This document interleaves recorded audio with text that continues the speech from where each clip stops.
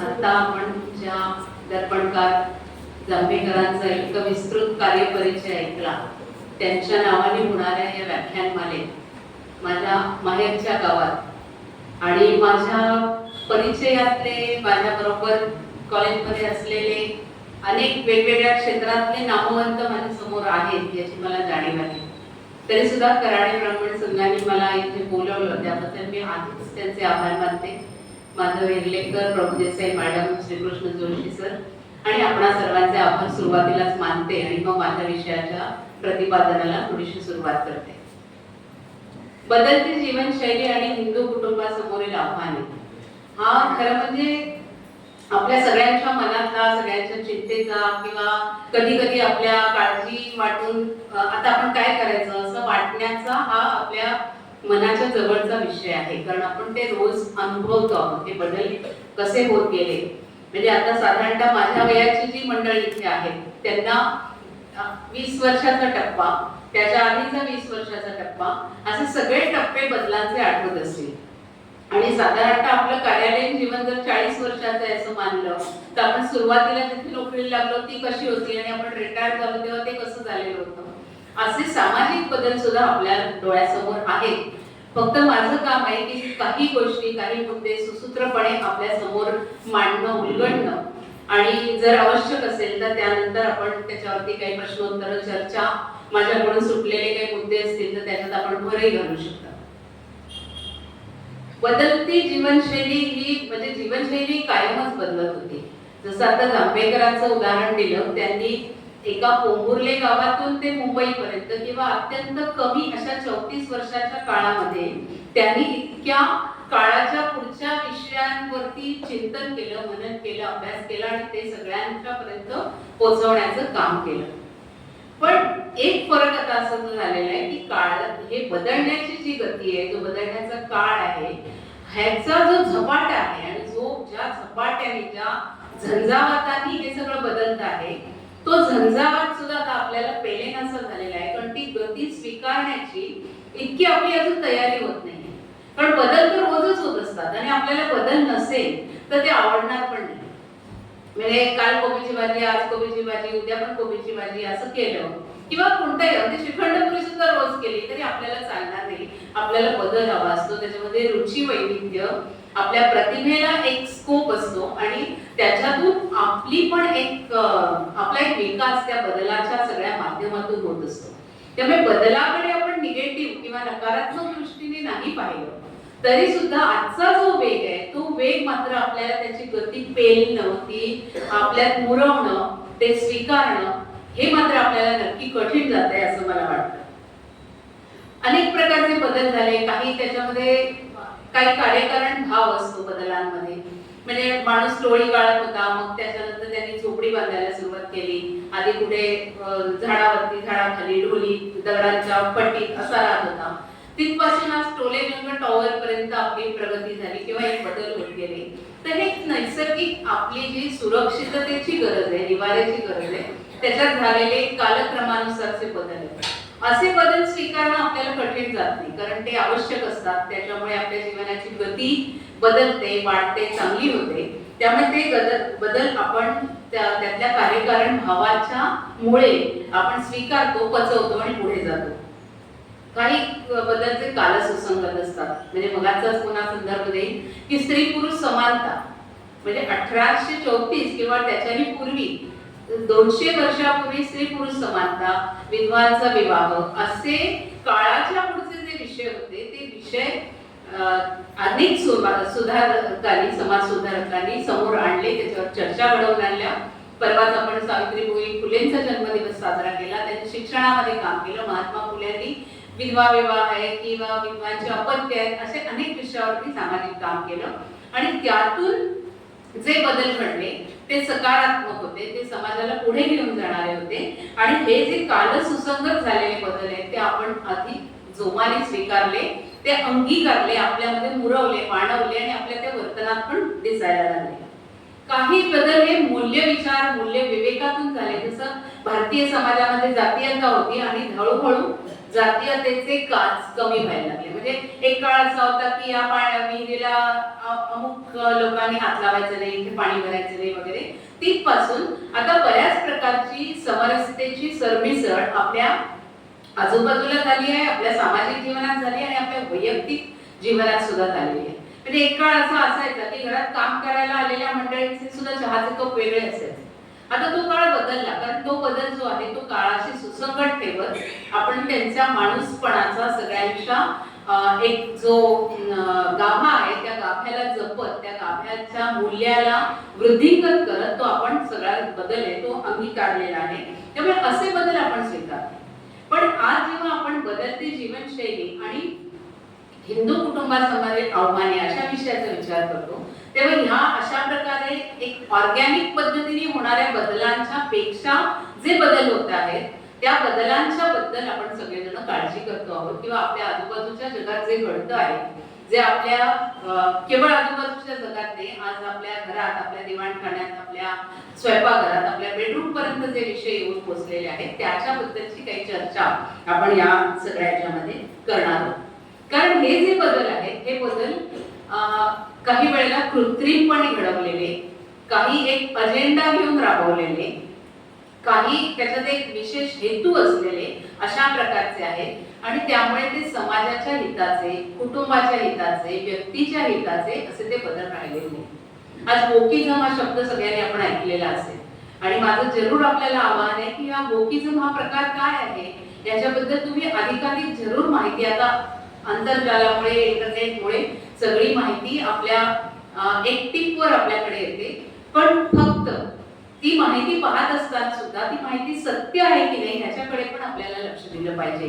कारण बदल करण्याची जी एक मी म्हटलं असं संघटित प्रकाराने जी यंत्रणा काम करते आहे ती असे बदल कृत्रिमरित्या काही बदल घडवण्यासाठी काही खोटी माहिती, काही अतिरंजित माहिती किंवा बाजार प्रवृत्तीला, बाजार पेठ्यांना पोषक, पूरक अशा प्रकारची माहिती हेतूतः प्रसारित करत असते. त्यामुळे इंटरनेटचा वापर करताना सुद्धा आपण त्या माहितीच्या सत्यतेकडे थोडंसं लक्ष दिलं पाहिजे. आणि विशेषतः आज आपली पिढी ही समाज माध्यमांवरती खूप ऍक्टिव्ह झालेली आहे. फेसबुक असेल, व्हॉट्सअप असेल, आणि एखादी गोष्ट आपल्याकडे आली की आपण थोडं भावनेच्या भरामध्ये धारदार पोस्ट करायला लागतो आणि कधीतरी जर ती खोटी चित्रफित असते किंवा असेल तर आपल्याला फार तुरुंगात जाण्यापर्यंतच्या शिक्षा सुद्धा होऊ शकतात. त्यामुळे ती एक काळजी आपण सगळ्यांनी केली पाहिजे असं मला वाटतं. तर हिंदू जीवनशैली असं म्हणत असताना कोणती आपण अर्थातच हिंदू धर्म किंवा पूजा पद्धती ह्याच्यापेक्षा आपली संस्कृती आणि आपली जी जीवनशैली आहे ती खूप वेगळी आहे, ती खूप समावेशक आहे, ती अद्वितीय अशी आहे, ती विशेष आहे. आणि इतर सगळ्या जागतिक संस्कृतींचा जर आपण संदर्भ बघितला तर त्यातली जी जीवन मूल्य आपल्याला सांगितलेली आहेत ती जीवन मूल्य केवळ व्यक्तीच्या हिताची नाही तर व्यक्तीचा जोडीने जो आपला असलेल्या नातेवाईकांचा समूह म्हणजे जे कुटुंब आहे त्या कुटुंबाच्या हिताची, समाजाच्या हिताची आणि विश्वाच्या हिताची आहे. त्यामुळे आपल्याला जेव्हा या एखाद्या होणाऱ्या बदलांची जेव्हा भीती वाटते किंवा एक दडपण येतं किंवा एक प्रकारचा धोका आपल्याला दिसायला लागतो तेव्हा आपण त्याच्याकडे अधिक डोळसपणाने पाहायला पाहिजे आणि कोणते बदल स्वीकारायचे, कोणते नाकारायचे आणि कोणते बदल मुद्दाम घडवायचे ह्याच्याकडे सुद्धा आपण बघितलं पाहिजे. नाही तर मग आपण प्रवाहपतीत होऊन जाऊ, जे येतंय लादलं जातंय आपल्यावरती त्या बदलांवरतीच आपण भेलकाटलेले राहू. तर तसं न होता जो आवश्यक बदल घडवायचा आहे समाजामध्ये आपल्याला, जशी ही एक व्याख्यानमाला आहे, अशा प्रकारच्या चर्चांमधून समाज बदलतो, नवे नवे विचार लोकांपर्यंत पोहोचतात, चर्चा होते, आदान प्रदान होतं. तशा प्रकारचे बदल घडवण्यासाठी सुद्धा आपण आपल्याला तयार सुसज्ज करायला हवं असं आणखी मला वाटतं. आपण हिंदू संस्कृतीत जन्माला आलो, हिंदू धर्मात जन्माला आलो, त्यामुळेच आपल्याला हवं आहे ते स्वीकारायची, नको आहे ते नाकारायची, जे आलेले ऋण आहे ते काढून टाकायची, अशी सगळ्या प्रकारची मुभा आपल्याला आपल्या धर्म आणि संस्कृतीने दिलेली आहे. तो एक सगळ्यात मोठं वैशिष्ट्य आपल्या या समाजाचं, आपल्या संस्कृतीचं आहे असं म्हणायला पाहिजे. कारण आपण एक धर्म, एक प्रेषित, एक पुस्तक आणि असे बांधलेले आपण नाही आहोत, तर एक स्पिरिच्युअल डेमोक्रेसी ज्याला म्हणतात किंवा आध्यात्मिक अशा प्रकारची लोकशाही आपल्याकडे आपल्याला मिळालेली आहे. म्हणजे मी गणपतीची भक्त असेल तर तुम्हाला हनुमानाची भक्ती करायची मुभा आहे, तुम्हाला दुर्गेची भक्ती करायची मुभा आहे. 33 कोटी देव आहेत आपल्याकडे. त्यामुळे त्या प्लुरॅलिटी बद्दल आपल्याला काही शंका घ्यायचं कारणच नाही. त्यामुळे आपल्याला जे वाटतं ते करायची सवलत आपला धर्म आपल्याला देतो. त्यामुळे त्याच्याकडे आपल्याला कौतुकाने पण पाहायला पाहिजे. पण याच धर्मात जे घुसलेले रीण आहे ते काढून टाकण्याचं आणि समाज केव्हा बदलतो तर जी नको असलेली गोष्ट आहे ती व्यक्तीच्या आयुष्यातून व्यक्तीच्या मनातून निघून जाईल तेव्हाच होतं. म्हणजे जातीयतेचं मी उदाहरण दिलं. जातीयतेची अनेक बंधनं सैलावली. अधिकार शिक्षणाचा नव्हता तो मिळाला. आज अनेक प्रकारचं करिअर सर्व जाती धर्म पंथातली लोक करत आहेत.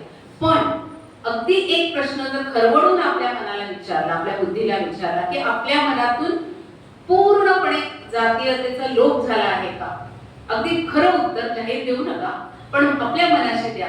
तर मला वाटतं की त्याचं उत्तर नकारात्मक नाही असं आहे. अनेक वेळेला तो एक कुठेतरी विचार आपल्या मनात डोकंवर काढून जातो. कधी आपल्यात तो व्यक्त होतो, कधी होत नाही. पण तिथपर्यंत त्या बारकाईपर्यंत आपल्याला जाऊन आपल्या स्वतःमध्ये बदल घडवायला हवा आणि तरच समाजाचं परिवर्तन होणार आहे.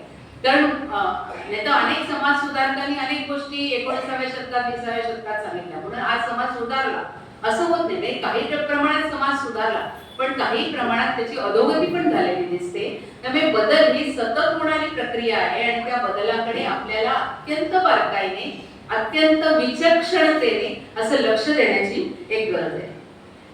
आता जी जीवनशैली ज्याच्याबद्दल आपण बोलतो आहोत त्याच्यामधले 3 महत्वाचे मुद्दे मला मांडायचे आणि ज्याच्यामध्ये झालेले जे बदल आहेत ते बदल कसे झाले आणि आपण ते किती स्वीकारले किती नाही स्वीकारले याच्यावरती आपण थोडासा विचार करूया. स्वभाषा, स्वभूषा आणि स्वभोज. कारण आपण जेव्हा आपली ओळख जिवंत ठेवू, आपलं म्हणून जे अस्तित्व आहे किंवा जो कोर आहे आपल्या आतला गाभा आहे त्या गाभ्याला जेव्हा आपण सन्मानाने वागवू आणि आपल्या कृतीत येईल तेव्हाच ती आपली जीवनशैली सर्वांसमोर येईल. आणि त्या जीवनशैलीचे 3 बिंदू आहेत असं मला वाटतं. स्वभाषा, स्वभूषा आणि स्वभोज. असं मी जर म्हटलं की नाही आपली 3 जी काही मूल्य आहेत ती आपण जपली पाहिजे तर तुमच्या मनात असा प्रश्न नक्कीच उमटला असेल की कसं शक्य आहे. म्हणजे कालपर्यंत वरण भात भाजी पोळी चटणी कोशिंबीर असं जेवणारे आपण सुद्धा पिझ्झा बनवतो घरी. आपण सुद्धा साऊथ इंडियन करतो किंवा आणखी काय देश विदेशातल्या पाककृती युट्यूबमुळे आपल्याला कळतात. त्याचे इन्ग्रेडियंट्स आपल्या मॉलमध्ये उपलब्ध असतात आणि आपण पण प्रयोग करून बघतो. मग ते जे स्वभोज आहे ते आपल्याला जमणार का? आज बहुसंख्यांची इथे आपण जे आहोत त्यांची मुलं नातवंड इंग्रजी माध्यमाच्या शाळांमध्ये शिकत असतील. मग स्वभाषा तरी आपल्याला जपायला जमेल का? आणि स्वभूषा म्हणजे आता मी ती साडी घालून उभी असले तरी आपणही सर्व प्रकारचे आधुनिक पद्धतीचे कपडे आपणही वापरतो. मग स्वभूषा तरी आपल्याला जमणार का? तर मला वाटतं की केवळ त्याची तुलना म्हणजे माझी आजी 9वारी साडी नेसत होती, मग आई माझी 5वारी नेसत होती, आपली पिढी पंजाबी ड्रेस घालायला लागली, आपली त्याच्या पुढची पिढी अगदी हाफ पॅन्ट किंवा जीन पॅन्ट किंवा काही अजून नवीन फॅशनचे कपडे घालत असेल. असं तुलनात्मक आपण त्याच्याकडे बघूया. मी जेव्हा स्वभाषा, स्वभूषा आणि स्वभोज हे 3 मुद्दे मांडते आहे तेव्हा मला वाटतं की त्याच्या मागचं जे मूल्य आहे ते मूल्य चिरंतन आहे आणि ती मूल्य आपण जपण्याचा प्रयत्न केला पाहिजे. आणि ती मूल्य जर मला वाटतं आपण पुढच्या पिढीपर्यंत पोहोचवू शकलो यशस्वीपणाने तर मग जे बरोबर होणारे बदल आहेत त्या बदलांना आपल्याला भिचकायचं घाबरून जायचं कारण नाही असं मला वाटतं. स्वभोज आपण एक उदाहरण घेऊया की आपल्याला सुद्धा आपल्या कल्पकतेला वाव द्यायचा असतो. आपण नवीन नवीन फ्युजन्स करतो. गेल्या 20-25 वर्षात किंवा 35 वर्षात म्हणून म्हणजे जेव्हा 1991 नंतर भारतामध्ये पण LPG या त्रिसूत्रीचा वापर करण्यात आला. म्हणजे प्रायव्हेटायझेशन, ग्लोबलायझेशन या सगळ्या त्रिसूत्री नंतर अनेक संधी व्यवसायाच्या आर्थिक आपल्याला सगळ्यांना उपलब्ध झाल्या. त्याच्यापूर्वीच्या आधीचा जो काळ होता त्यामध्ये नोकरी ही श्रमाची, शारीरिक कष्टाची, मॅन्युफॅक्चरिंगची अशा प्रकारची असायची. त्यानंतर जे झालं ते डेस्क वर्क अशाकडे आपली शिफ्ट झालं आणि अनेक संधी मुलांना मिळाल्या, नवशिक्षित तरुणींना मिळाल्या. प्रायव्हेट इंजिनिअरिंग कॉलेजचं सुकाळ आला, त्याच्यातनं ज्यांनी डिग्र्या घेतल्या त्या मुलींना मिळाल्या. आयटी क्षेत्रामध्ये आज मुलींचा दबदबा खूप मोठ्या प्रमाणामध्ये आहे. या संधी मिळाल्या, त्याच्याबरोबर आपण प्रवास वाढले, आपलं जाणं येणं वाढलं जगभर.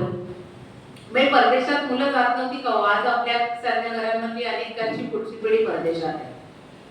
परदेशात जाण्याची सुरुवात खूप आधीच झालेली आहे. आनंदीबाई जोशी शिकायला गेल्या किंवा 60च्या दरम्यान परदेशामध्ये जी आवश्यक असणारी स्किल होती ती स्किल तिथल्या लोकांमध्ये नव्हती. त्यांची ती संस्कृती त्यांना ती स्किल घेण्याची किंवा अभ्यास करण्याची अशी म्हणजे असं प्रोत्साहन त्यांना देत नव्हते. त्यामुळे आपल्याकडे इंग्रजी शिकलेले आणि नवीन नवीन स्किल असलेले, म्हणजे मग डॉक्टर्स असतील, फिजिओथेरपिस्ट असतील, इंजिनियर्स असतील, अशांनी परदेशांमध्ये जायला सुरुवात केलीच होती.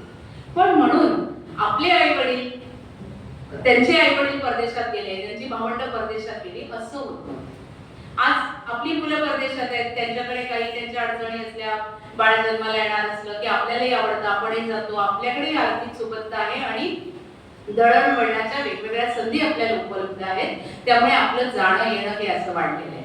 तर त्यामुळे जेव्हा अशी मिश्र संस्कृतीमध्ये आपला वावर सुरू होतो, त्यावेळी मी फक्त माझं आहे तेच करीन, माझं आहे तेच घालीन, तेच खाईन, तेच पिईन किंवा तीच बोलेन भाषा, असं चालणारं नसतं. तुम्हाला जगाच्या ज्या जनरीती आहेत त्याच्याशी जुळवून घेत घेत पुढे जायला लागतं. त्यामुळे आज स्वभाषा, स्वभूषा आणि स्वभोज या तिन्ही मुद्द्यांवरती भरपूर फ्युजन झालेले आहेत किंवा संकर झालेले आहेत संस्कृतींचे. आणि मग या पद्धतीने वांग्याची भाजी आज कर, आज आणि अमेरिकन पद्धतीने कर, अशा प्रकारच्या अनेक गोष्टी आपणही प्रयोगात्मक करतो. पण त्याच्यामागचं मूल्य जर आपण जाणलं, आपल्याकडे स्वभोज म्हणजे अन्न हे पूर्ण ब्रह्म असं आपल्याकडे मानलं जातं. ते केवळ उदरभरण आपल्याकडे कधीच नव्हतं आणि कधीच नाही. आज आयुर्वेद आपल्याला म्हणतं की आपण जसं खातो तसं आपलं व्यक्तिमत्व होतं आणि आज जे खाऊ ते आपल्यामध्ये इन्व्हेस्टमेंट आहे, ते उद्या आपलं शरीर, आपलं मन, आपली बुद्धी त्याप्रमाणे होणार आहे. असा विचार, हा मूल्य विचार आपल्या अन्न संस्कृतीमध्ये आहे. केवळ उदरभरण कधीच नाहीये ते. त्यामुळे हा विचार जर मुलांकडे आपण पोहोचवला, कदाचित चारित्र्य आपण करत होतो तेवढं त्यांना आजच्या जे बदललेलं कामाचं स्वरूप आहे, त्याचे नोकऱ्याचे ताण आहेत किंवा द्यावा लागणारा वेळ आहे, याच्यामध्ये ते कदाचित शक्य नसेल. पण त्याला स्विगीवरून मागवणं, म्हणजे ते इथे स्विगी आहे त्याने माहित नाही किंवा दुसरं काहीतरी असेल, स्विगी तत्सम ऍप असेल, तर तिथून मागवून खाणं किंवा मी माझ्या ऑफिस मधून जेवण येते, तू तुझ्या ऑफिस मधून जेवण ये, घरी आलं की आपण नुसतं झोपू आणि सकाळी उठलं की परत धावायला लागू, या ज्या गोष्टी घडत आहेत तिथे आपल्याला थोडासा हा जो मूल्य विचार आहे तो पुढच्या पिढीपर्यंत दिला पाहिजे. आपल्या आई आज्या फार कष्टाने, फार मेहनतीने जात्यावर दौडून स्वयंपाकाची सगळ्या सामग्री गोळा करत होत्या. आपल्याला बरेच यंत्रांची साथ आली, मिक्सर आले, मायक्रोवेव्ह आले आणि अजून काय काय बरंच आलं. त्यामुळे आपलं आणखी सुलभ झालं जगणं. तर ते अजून आपल्या आजच्या पिढीला सुलभ करत असताना घरामध्ये जेवण आणि त्याचं पोषण मूल्य बघणं, म्हणजे आज काय पदार्थांची उपलब्धता प्रचंड आहे. आपण मॉलमध्ये गेलो तर आपण सुद्धा पटकन बास्केट आपली भरून जाते की हे घे ते घे ते घे, हे प्रकारची बिस्किट, त्या प्रकारचं काय सॉस आणि अमुक चॉईसेस खूप येतात आपल्याकडे. परंतु हे करत असताना आपण पोषण मूल्याशी कोणतं कॉम्प्रोमाइज करतो आहोत. व्हरायटी खूप आहे, बाजार बाहेर तयार होत आहे, त्याच्याबद्दलची जाणीव जर पुढच्या पिढीला करून दिली आणि ती होते, जेव्हा त्यांना मुलं बाळ होतात आणि ती मुलं बाळ जेव्हा त्यांच्या पोषणाचा जेव्हा ते विचार करायला लागतात तेव्हा त्यांना ती जाणीव होते की आता वडापाव खाऊन नाश्ता करतो आपण रोज, तो बंद केला पाहिजे, अशा प्रकारची जाणीव त्यांना पण होते. त्यामुळे त्यातलं जे मूल्य आहे पोषणाचं आणि आपलं व्यक्तिमत्व घडवण्यासाठी अन्न आहे, ते मूल्य आपल्याला पुढच्या पिढीपर्यंत पोहोचवायला लागेल. कदाचित तपशील बदलतील त्यातल्या खाण्याचे, कदाचित ते सिंगल डिश मील बनवतील, एकच उपमा करतील, त्यात खूप भाज्या घालतील, त्यातच डाळ घालतील थोडी, असं काहीतरी फ्युजन करतील. पण ते मूल्य, पोषणाचं मूल्य आणि व्यक्तिमत्व घडवण्याचं आपण स्वभोज जेव्हा म्हणतो तेव्हा त्यांच्यापर्यंत पोहोचवलं पाहिजे. तसंच स्वभूषेचं आहे. कपड्यांमध्ये होणारे बदल हे होतच राहणार आहेत आणि अजून काही होतील. पण हे बदल जेव्हा फॅशन इंडस्ट्री त्यांना पाहिजे त्या पद्धतीने आणि त्यांना हवं त्या वस्तूंच्या विक्रीसाठी एखादं यंत्रणा राबवते आणि आपल्या माथ्यावर लागते एखादी गोष्ट, तेव्हा आपण त्याचा थोडासा विचार करायला पाहिजे. म्हणजे निर्वस्त्र राहणारा माणूस वल्कल नेसायला लागला, त्याच्यानंतर काय झाडाची पानं लावून राहायला लागला, मग वस्त्रांची निर्मिती झाली. नऊवारी साडीपासून अजून आपण कमी कमी होत आलो आणि आता वस्त्रांची कमी इतकी होत आहे की वस्त्र घालण्याचं जे शारीरिक सुरक्षा हे एक कारण आहे, जे प्रॅक्टिकल म्हणूया आपण किंवा मटेरियल कारण आहे, पण शालीनता हे त्याच्या मागचं मूल्य आहे. आणि जर ते शालीनता आपण टिकवायची असेल तर मग आपण काय घालतो याच्याकडे आपलं लक्ष जाईल, नव्या पिढीचं पण जाईल. आणि मला हे माहितीये की साडी सुद्धा उत्तम पद्धतीने नेसता येते किंवा जीन्स शर्ट पॅन्ट सुद्धा शालीनतेने घालता येतो. त्यामुळे जे शालीनतेचे मूल्य जर आपण केलं, पुढेपर्यंत पोहोचवू शकलो, तर कदाचित तपशील कपड्यांचे बदलले तरी सुद्धा आपलं जी आपल्याला आज काळजी वाटते की पुढची पिढी अशी आहे, नातवंड ऐकत नाही, नात ऐकत नाही, की अगदी वन स्ट्रिप कपडे घालते, मला आवडत नाही, अशी जी आपल्याला चिंता आहे आणि जो हा बदल झालेला आपल्या पुढे येतो, तो बदल आपल्याला स्वीकारायला आणि त्याच्यामध्ये एक संतुलन सुद्धा बसवायला. कारण आपण आज सांगितलं मुलांना की हे करू नको आणि ते करू, तर ती आपली पिढी नाहीये की मोठ्यांनी सांगितलं म्हणजे ऐकायचं, असं जनरली आपल्या पिढीपर्यंत होतं. आणि म्हणजे 19-20 आपण फरक करू, पण बऱ्यापैकी आपण आपल्या आधीच्या पिढीचं ऐकत होतो, कारण त्यांच्या अनुभवांवरती आपली श्रद्धा होती. आजच्या पिढीची श्रद्धा अनुभवांवरती नाही, माणसांवरती नाही, ती आहे गुगलवर. त्यांना आपण काही सांगितलं तर ते गुगल करून बघतात की हे बरोबर आहे की नाही. डॉक्टरनी प्रिस्क्राईब केलेलं औषध पण गुगलवर जाऊन चेक करतात की हे तेच आपल्याला हवंय ते नको असं. त्यामुळे त्यांची श्रद्धा आज तिथे बसलेली आहे.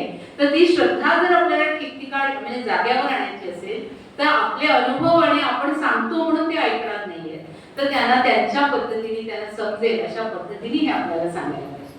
आता इथे येण्यापूर्वी आम्ही कार्यालयात बसून चहा घेत होतो, तेव्हा चर्चा झाली आणि तुम्ही कोट केलं की त्यांच्या आजोबांनी घरामध्ये त्यांच्या परवानगीशिवाय चहा बनला म्हणून 1 महिना स्वतःला उपवास घडवला. का तर चहा ब्रिटिशांनी आणलेला होता आणि स्वदेशी मूल्यावरती त्यांची श्रद्धा होती. पण आज चहा केवळ आपण स्वीकारला नाही, तो आपल्या वैयक्तिक आणि सामाजिक शिष्टाचाराचा भाग बनून दिला की कोणी आल्यानंतर पटकन आपण चहा घेऊन जा असं म्हणतो. पण मग आता चहा सोडणं म्हणजे मूल्य आहे का, आदर सत्कारासाठी आपण काहीतरी ऑफर करणं हे मूल्य आहे, याचा आपल्याला विचार करायला. असे अनेक बदल आपण पचवलेले आहेत. म्हणजे बटाटा आपल्याकडे होता का? साऊथ अमेरिकेमध्ये पिकणारा बटाटा जेव्हा आपल्याकडे आला किंवा आपल्या इथनं गुलाम म्हणून लोक तिकडे गेले, त्याने तो पाहिला आणि मी इकडे लागवड झाली. आज बटाटा आपल्या उपासाच्या पदार्थांमध्ये नंबर 1चं स्थान पटकावून. म्हणजे आपल्या उपासाला खरं म्हणजे आपली पद्धती सांगते की फलाहार किंवा जो अल्पाहार असं करायचा, तिथे बटाटा पहिल्या शीर्षस्थानी आहे. साबुदाण्याची तीच गोष्ट आहे. त्यामुळे असे बदल आपण स्वीकारतो, पण त्याच्या मागचं मूल्य जे आहे ते आपण पाहिलं पाहिजे. आणि 1991 नंतर जे मी म्हटलं की उदारीकरण आणि या सगळ्यामुळे जो झपाटा या वेगाला आला आहे, त्यामुळे आपलं पूर्ण जीवन हे एकदम बदललेलं आहे.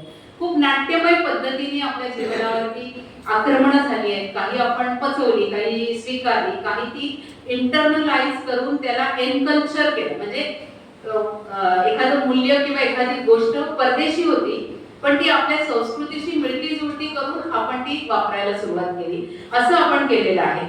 पण याचे जे 2-3 महत्वाचे घटक आहेत की यातून आलेलं तंत्रज्ञान आणि त्या तंत्रज्ञानातले सतत होणारे बदल, त्यातला झपाटा आणि त्या तंत्रज्ञानाच्या मागे असणाऱ्या मेंदूंकडे जर एक मूल्य विचार नसेल तर काय होतं. ते आजचं ब्लॅक वेब आपण बघितलं, आजच्या फोन कंटेंट जो आज उपलब्ध आहे, फोन साईट्स बघितल्या किंवा त्याच्यावरती म्हणजे 60% हा कंटेंट जो आहे तो हिंसा आणि लैंगिकता यांनी भरलेला आज कंटेंट आहे. कदाचित आपण ते बघत नसू, पण आपली पुढची पिढी काय करते, आपल्या आजूबाजूचे लोक काय करतात याच्याकडे त्याच्याकडे पण आपल्याला लक्ष असायला पाहिजे. शहरीकरण हा एक मुद्दा या 1990-91 नंतर आणखी झपाट्याने व्हायला लागलेला आहे. त्या शहरीकरणाचे वेगवेगळे परिणाम आपल्या जीवनशैलीवरती झाले आहेत. जेव्हा 2-2 जण नोकऱ्या करायला लागले, म्हणजे जेव्हा समाज किंवा कुटुंब शेती प्रधान होती किंवा व्यवसाय प्रधान होते, म्हणजे एक व्यवसाय आणि सगळे लोक त्याच व्यवसायामध्ये घरातले पुरुष स्त्रिया काम करतायत, किंवा आपलं कुंभाराचं घर आहे तर पती पत्नी मुलं तेच करतायत, शेती सगळे मिळून करतायत. ही जेव्हा रचना बंद झाली आणि आपण बाहेर जाऊन पैसे कमवायला लागलो तेव्हा आपली एकत्र कुटुंब पद्धतीचं विघटन सुरू झालं. कारण मग मी माझ्या सोयीने मला जमेल तसं अशा पद्धतीने आपण आपली आपली घरं तयार करायला लागलो आणि जी सगळी सामाजिक परिपाटी होती ती बदलत गेली. त्या तंत्रज्ञानाचा इतका अतिरेक आहे आपल्या घरांमध्ये. अशी घरं मी पाहिलेली आहेत की जेवण तयार आहे, आपण व्हॉट्सअपवर आई मेसेज करते सगळ्यांना आणि मग आपल्या आपल्या खोलीत बसलेले जी माणसं आहेत सगळ्या वयाचे, मी केवळ तरुणांना दोष देत नाहीये, म्हणजे आता माझ्याबरोबर माझे आई वडील आहेत तर ते पण युट्यूब, ते कसा वेळ घालवणार, ते युट्यूबवरती चांगलं गाणं ऐकतात, चांगले भाषण ऐकतात, सुशील कुलकर्णी उद्या आपल्याकडे येणार आहेत त्याचे व्हिडिओ होतात, ते त्यांच्या पद्धतीने त्यांचं मनोरंजन करतात. पण जेवण झालंय हे कळवायला आज आपल्याला तंत्रज्ञानाची मदत घ्यायची वेळ आपल्यावरती आलेली आहे. इतकं ते तंत्रज्ञान आपल्या डोक्यावरती हवी झाली. किंवा मी एखादी पोस्ट टाकली, मला किती लाईक मिळाले, किती जणांनी बघितलं, त्यांना उत्तर द्या, ही जी अँझायटी आपल्याला वाढलेली आहे. पुढे जाऊन रील हा प्रकार आहे, त्याच्यामधले सभ्य रील असभ्य रील याच्याबद्दल आणखी चर्चा आपण सगळेजण ते करतो, त्यामुळे मी आता ते करत नाही. पण ती रील करणं, त्याच्यासाठी वेळी साहस करणं, म्हणजे कड्याच्या कुठच्यातरी टोकावर जाऊन असं वेडे वाकडं उभं राहून काढणं, ते करताना तोल जातो, कोणी पडतं, ऍक्सिडेंट होतात, ते सगळं माहिती असतं. तरी त्या प्रकारची इतकी भूक, इतकी आवड, इतका ठसा आपल्याला उमटलेला आहे की आपलं जे भान आहे त्याच्या मागचं ते भान सुटलेलं आहे. आता हे सगळे जे मुद्दे आहेत हे जे जातात ते सुकरतेकडे, म्हणजे स्वहुशा झाली काय, स्वबोध झाला काय, की कपडे मी कोणते घालायचे तर मी मला कन्व्हिनियन्स आहे त्या प्रकारचे मी कपडे घालेन. म्हणजे मला प्रवास करायचा आहे तर मी काय घालेन, ट्रेकिंगला जायचं असेल तर काय घालेन, मंदिरात जायचं तर काय घालेन, लग्नाला जायचं तर काय घालेन, या आपल्या हालचालींना सुकरता यावी त्याप्रमाणे आपण त्याचं चॉईस करतो. दुसरा मुद्दा असतो तो उपयुक्ततेचा, की युटिलिटी काय आपल्याला या सगळ्याची. आणि हा युटिलिटीचा मुद्दा जो आहे तो केवळ कपड्यांपुरता नाही, म्हणजे 3 महिने वापरल्यानं मी बोर झाले तर फेकून दे, तर नवं आण, ऑनलाईन बसल्या बसल्या अमेझॉन आहे, अमुक आहे, सगळं जे आहे त्याच्यावर मागव, असं नाही. तर युटिलिटीचा मुद्दा हा माणसांपर्यंत जेव्हा जाऊन पोहोचतो तेव्हा तो आपल्या चिंतेचा विषय होतो. हे घरात आपल्या माणसं आहेत, त्यांची केवळ युटिलिटी पाहूनच आपण जर त्यांचं करणार असं ठरवलं तर कठीण आहे ना. मग वृद्धांनी कुठे जायचं, आपल्या घरातली अपंगांनी कुठे जायचं, किंवा एखाद्या व्यक्तीला कोणीच नातेवाईक नाही, काहीच आर्थिक सोर्स नाही, असं पूर्वीच्या घरी आपली घरं आठवा, असे कोणीतरी आत्या, काका, मामा आपल्या बरोबर आपल्या कुटुंबात सामावले जायचे.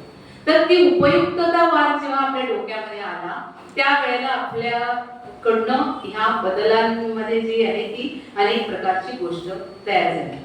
संपर्क हा एक असा मुद्दा आहे आणखी की ज्याच्यामुळे आज आपण, म्हणजे एका बाजूनी आपण ह्या तंत्रज्ञानामुळे सतत एकमेकांच्या संपर्कात आहोत, पण दुसऱ्या बाजूला आपण एकटे आहोत. हा जो काही विरोधाभास तयार झाला, असे अनेक प्रकारचे विरोधाभास झाले. म्हणजे शारीरिक श्रम कमी झाले, बौद्धिक काम वाढलं, बैठी जीवनशैली आली, त्यातनं रोग आले.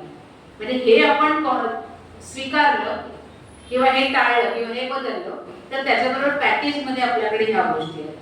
ताजं अन्न करायला वेळ नाही, की सकाळी 7 वाजताच घर सोडते, रात्री 9 वाजता ते कधी करणार, मग बाहेरून ऑर्डर कर, बाईनी येऊन करून ठेवायचं, अशा प्रकारची आपल्याला मदत घ्यायची गरज पडायला लागली आणि आपण प्रक्रिया केलेल्या साठवलेल्या अन्नाचा स्वीकार मोठ्या प्रमाणात केला. त्याच्यामुळे आपण आपली तब्येत किंवा आपली क्षमता, आपलं पोषण मूल्य याच्याशी कॉम्प्रोमाइज करतो. प्रत्यक्ष संपर्क आणि डिजिटल संपर्क हा एक जीवनशैलीतला मोठा बदल आहे. आणि तो डिजिटल संपर्क हा आभासी संपर्क आहे, तो खरा संपर्क नाहीये. म्हणजे कदाचित तंत्रज्ञान असं असेल की तुम्ही एक क्लिक केला तर ॲम्ब्युलन्स सुद्धा येईल, पण त्या ॲम्ब्युलन्स मध्ये आपल्याला बसायची जेव्हा वेळ येईल तर नुसती ॲम्ब्युलन्सची माणसाने आपलं गाठोडं उचललं आणि त्यात टाकलं आणि हॉस्पिटलमध्ये नेलं, याच्याऐवजी कोणीतरी आपला हात धरून तू बरी होशील असं म्हणण्याची जी गरज आहे ना, त्या गरजेला आपण मुक्त आहोत. आणि ह्या बदलांमुळे आपल्याला काळजी वाटते आहे.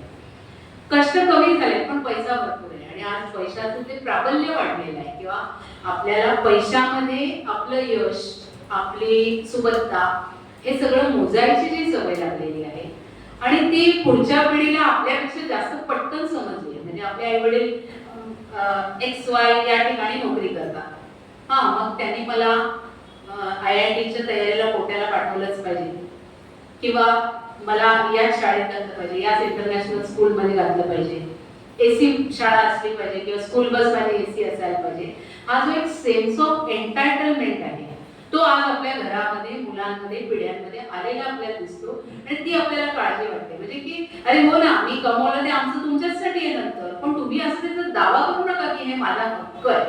आणि हा सेन्स ऑफ एन्टायटलमेंट पुढच्या पिढीचा आहे जो तो आपल्याला खूप त्रास देतो आहे. आज खाण्याचे पर्याय, वस्तूंचे पर्याय इतके प्रचंड आहेत की आपण त्याच्यामुळे, आणि प्रत्येकच गोष्टी चॅनेल म्हटली तर 25-50 चॅनेल आहेत की कुठचं बघायचं. OTT प्लॅटफॉर्म बघितले तर इतके आहेत, तर त्यातलं नेमकं काय बघायचं. कपडे, खाद्यपदार्थ, वस्तू, कारण आपले जे व्यक्ती म्हणून वाढ व्हायला पाहिजे त्या वाढीच्या ऐवजी आज आपण एक कंझ्युमर गुड झालेलो. ते समाज आणि आजची जी बाजार संस्कृती आहे ती आपल्याकडे एक वस्तू म्हणून आणि एक म्हणजे प्रॉडक्ट म्हणून बघते. आणि आता अच्छा तुम्ही आता 60चं झालात का, मग तुमच्या आधी काय नवं आणायचं. म्हणजे एक जाहिरात सध्या कुठच्या तरी हाऊसिंगची आहे. मी एकटी राहत होते, म्हणजे आता 60-70ला कोणालाही एकटं राहायची वेळ येऊ शकते, जोडीदार नसू शकतो, सोडून जाऊ शकतो, बाई असू दे पुरुष असू दे, अशी वेळ येऊ शकते. तर त्याच्यामध्ये ती काय म्हणते, सब लोग मुझे कहते थे की आंटी आप अकेले कैसे रहोगे. मग ती म्हणते, ती कुठच्या बिल्डिंग मध्ये राहते आहे त्याच्याकडे बोट दाखवून, अकेली नाही आजाद, हा नॅरेटिव्ह. म्हणजे अकेले असणं म्हणजे आजाद नसणं, अशा प्रकारचं समीकरण त्याच्यातनं उत्पन्न होतं. आणि ती अशी नवी नवी समीकरणं आज जे आपल्याला लादली जातात, जे नॅरेटिव्ह क्रिएट केले जातात, तो पण आपल्या एक चिंतेचा विषय असायला पाहिजे.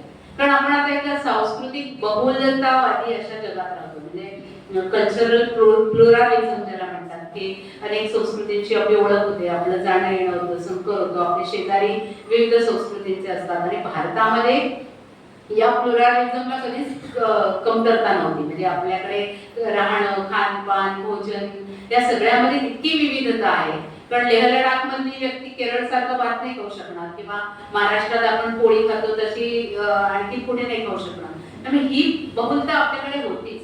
पण आता ही वैश्विक बहुलता आपल्याकडे आलेली आहे. आणि त्या बहुलतेमधून जे नवे नवे काही विषय निर्माण झाले, या बहुलतेच्या काळामध्ये एक काळ असा होता की ज्याच्यामध्ये औद्योगिक क्रांती झाली. त्या औद्योगिक क्रांतीमुळे आपलं जीवन सुकर झालं. त्याच्यानंतर आपलं फेमिनिझम हा एक महत्वाचा मुद्दा आहे की जो गेल्या 100-150 वर्षामध्ये खूप मोठ्या प्रमाणामध्ये जगभर पसरला. आणि त्याची आवश्यकता होती की नाही. मी आता महिला संघटनेत काम करते गेली 30-40 वर्ष, तर मला माहितीच आहे की त्याची आवश्यकता होती. कारण महिलांना त्यांचे नैसर्गिक, आर्थिक, शारीरिक अशा प्रकारचे अधिकार दिले जात नव्हते, राबवले जात नव्हते. तिच्या म्हणण्याला काही मान दिला जात नव्हता, घरात तिला दर्जा नव्हता. ती जे कष्ट उसकते त्याच्याबद्दल काही कौतुक नव्हतं, त्याच्याबद्दलची जाणीव नव्हती. त्यामुळे दिवसभर घरीच असतेस, करतेस काय, असं अनेकांनी आपल्यापैकी किंवा आपल्या आयांनी तर नक्कीच ऐकलेलं होतं. त्यामुळे त्यांच्या अधिकारांच्या प्रस्थापनेसाठी फेमिनिझमची आवश्यकता होती, किंवा आपल्याकडे समाज सुधारकांनी जे भारतामध्ये काम केलं त्याची आवश्यकता नक्की होती. पण आज हाच फेमिनिझम ज्या रॅडिकल दिशेला जाऊन पोहोचतो आहे, किंवा ज्याच्यातून म्हणजे एक काळ स्त्री द्वेषाचा होता, तिथून उचलून आता तो पुरुष द्वेषाकडे चाललेला आहे.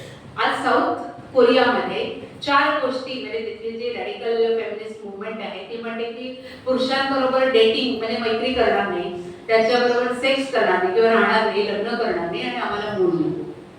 हे बदल जेव्हा आपल्या आपल्या घरांमध्ये, आपल्या संस्कृतीमध्ये येऊन पोहोचतात तेव्हा आपल्याला चिंता वाटते. कदाचित आता रत्नागिरी सारखं मध्यम शहर आहे, अजूनही कुटुंब बांधलेलं आहे, आई वडील मुलं एकत्र राहण्याचं प्रमाण चांगल्यापैकी आहे. पण आज मी जेव्हा शहरं बघते आहे किंवा मी आंतरराष्ट्रीय पातळीवरती जाऊन आले, तेव्हा मी एक प्रश्न तिथे आलेल्या सगळ्या महिलांना विचारला की what are the thoughts of young generation on family, children, आणि म्हणजे एकूण याच्याबद्दलचं त्याचं मत काय. तर न्यूझीलंडच्या एका बाईने मला सांगितलं की आमच्या देशामध्ये लग्नाचं अधिकारिक वय म्हणजे कधी करता येतं, आपल्याला जसं 18-21 आहे तसं त्यांच्याकडे 16 आहे. पण 16व्या वर्षी लग्न करणं आज म्हणजे तो आता बालविवाह मानू आपण. आणि त्यामुळे मग लोक आधी आपलं करिअर करतात, मग लिव्हिंग मध्ये राहतात, आणि त्यानंतर जेव्हा लग्नाचा विचार करतात तेव्हा जवळजवळ 40-45 येते. आणि आमच्या देशामध्ये जेरियाट्रिक प्रेग्नन्सी म्हणजे लिव्हिंग मध्ये राहिलं आणि मूल जन्माला घातलं अशी कमी लोक असतात. जेव्हा ते पुढच्या कायदेशीर मार्गाने जेव्हा एकत्र राहायचा आयुष्यभर राहायचा निर्णय करतात तेव्हाच ते पुढे मुलांचा विचार केला जातो आजकाल. तर ती जेरियाट्रिक प्रेग्नन्सी आज आमच्याकडचा प्रश्न आहे. आज आपल्यासारख्या शहरांमध्ये मध्ये पुणे घ्या, मुंबई घ्या, हैदराबाद घ्या, दिल्ली घ्या, आज मुलं मुली लग्न या विषयाला म्हणजे टाळतातच. एवढ्यात काय घाई आहे ग, 28 तर आहे, 30 तर आहे, त्यामुळे त्यांना सेटल व्हायची अजिबात घाई नाही. त्यानंतर मूल, कारण त्यांना खात्री नाहीये की आपल्या काळामध्ये एकदा लग्न झालं म्हणजे हे निभवायचे जास्त करून हा आपल्यावरती संस्कार होता, स्त्रियांवर आणि पुरुषांवर. पण काही फारच जेव्हा टोकाची मतभेद, टोकाचा त्रास होता तेव्हा लोकांनी घटस्फोट तेव्हाही केली. पण आज जमलं तर जमलं, नाही तर गाजराची पुंगी वाजली तर वाजली, तर मोडून खाल्ली. इतक्या त्या तकलादू मानसिक अवस्थेतून ते लग्न करतात आणि एकत्र येतात. आणि ज्या प्रकारच्या मटेरियल अपेक्षा त्यांच्या वाढलेल्या आहेत मुलांच्या मुलींच्या दोघांची, त्यातून हा लग्न संबंध टिकेल याची त्यांना खात्री नसते. मग त्यातून ते मुलाची झंझट हवी कशाला असा विचार करतात. आणि आपल्याकडे भारतासारख्या देशामध्ये केवळ हिंदूच जिथे राहत नाही अशा देशांमध्ये चाइल्ड बर्थ रेट किंवा मूल जन्माला घालण्याचा दर ॲव्हरेज म्हणजे उत्तर प्रदेश, बिहार जिथे अजून सुद्धा 3 किंवा 4 मुले कॉमन आहे. आपल्यासारख्या शहरांमध्ये 2 किंवा 1 वर आलं आहे. आणि सर्व धर्मीय लोकांच्या जेव्हा आपण आकडेवारी एकत्र करून बघतो तेव्हा आपल्याकडचा चाइल्ड बर्थ रेट 2च्या आसपास येऊन पोहोचलेला आहे. म्हणजे तो एका जितकी आवश्यक आहे तेवढ्या म्हणजे त्या कटथ्रोट याच्यावरती येऊन पोहोचलेला आहे. आज जपानमधला चाइल्ड बर्थ रेट आहे तो 0.07 आहे. आज तुम्ही जपानी भाषा शिकला तर झाडू पोछापासून ते एखाद्या कंपनीचं सीईओ होण्यापर्यंत कोणतंही काम तुम्हाला तिथे मिळू शकतं. फक्त भाषा शिका, कारण माणसंच नाही. आणि आपली लॉंगिटिव्हिटी किंवा आयुर्मर्यादा इतकी वाढलेली आहे की त्यांच्याकडे जपानमध्ये 99 वर्षाच्या पुढची किंवा 100 वर्ष पूर्ण केलेली अशी लोकांची संख्या जवळजवळ 1 लाख आहे. म्हणजे किती इम्बॅलन्स आहे. पुढे त्यांचं करणारे 99 त्यांची मुलं सिनियर सिटीजन किंवा सुपर सिनियर सिटीजन, हे सुपर सिटीजन त्यांची मुलं ही सिनियर आहेत, त्यांना मुलंच नाही पुढे. मग हा सगळा जो डोलार आहे हा डोलारा कसा सांभाळायचा ह्याची चिंता आपल्याला वाटते. ही आक्रमण आज फार लांब राहिलेली नाही. कदाचित रत्नागिरीत हे अजून कमी असेल आणि तसं असेल तर मला आनंद होईल.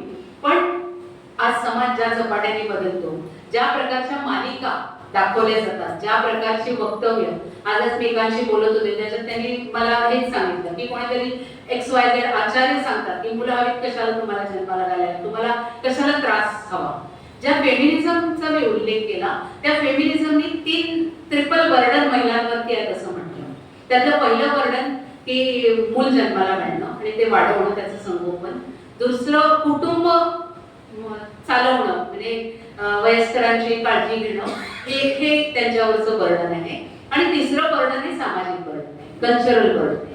त्यामुळे ज्या फेमिनिझमनी अधिकार हक्क आपल्याला दिले, ज्यामुळे आपण आज इथे येऊन पोहोचलो, तो फेमिनिझम रॅडिकल रीतीने अशा पद्धतीने चालला आहे की तो कुटुंबाच्या, कुटुंबशैलीच्या, जीवनशैलीच्या विरोधी आहे. म्हणजे अमेरिकन लेखकाचं पुस्तक कदाचित आपण वाचलं असेल की फादरलेस अमेरिका, आणि ह्याच्यात बाजार संस्कृतीचा खूप मोठा जबरदस्त वाटा आहे. म्हणजे कुटुंबाचं विघटन घडवणं, कुटुंब मोडणं, कुटुंबामध्ये असे नवे नवे नॅरेटिव्ह क्रिएट करणं. कारण भारतावरती गेली 2000 वर्ष अनेक लोकांची आक्रमणं झाली, पण काय बदललं नव्हतं आपल्याकडे गेल्या 35-40 वर्षापर्यंत. तर आपली कुटुंब व्यवस्था बदलली नव्हती. ती थोडी थोडी बदलली, म्हणजे परिवर्तन झालं त्याच्यामध्ये, पण मोडली नव्हती.